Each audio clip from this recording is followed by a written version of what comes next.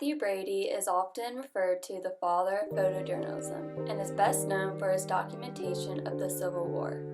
His use of a mobile studio and darkroom enabled vivid battlefield photos and brought the reality of war home. His photographs had a tremendous impact on society. In 1862, Brady shocked the nation when he displayed the first photographs of the carnage of the war in his New York studio in an exhibit entitled The Dead of Antietam. These images, photographed by Alexander Gardner and James F. Gibson, were the first to picture a battlefield before the dead had been removed and the first to be distributed to a mass public. These images received more media attention at the time of the war than any other series of images during the rest of the war. O'Sullivan began his photography career as an apprentice in Matthew Brady's Fulton Street Gallery in New York City, and then moved on to the Washington, D.C. branch managed by Alexander Gardner.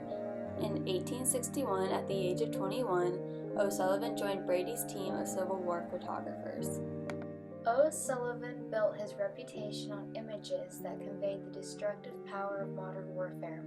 His photographs of Forts Fisher and Sedgwick suggested the dismal psychological as well as physical effect of continual explosions of distant cannon fire on the soldiers behind the barricades. O'Sullivan did not just take pictures of the Civil War. He was a photographer for two of the most ambitious geographical surveyors of the 19th century.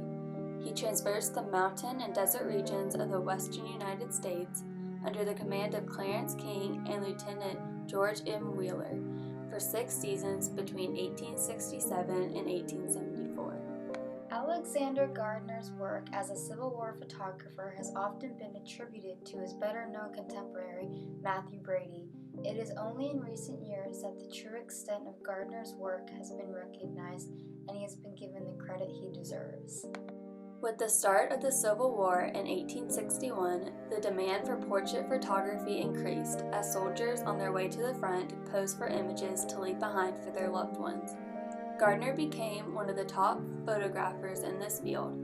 After witnessing the battle at Manassas, Virginia, Gardner decided that he wanted to make a record of the war using photographs.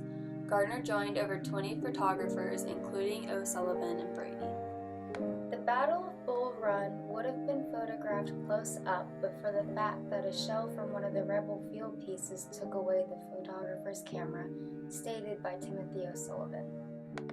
All 3 of these photographers brought the first real pictures of a battle scene from the war zone to right in your house. They're the first photojournalists of their time and started the movement of taking pictures of real-world events.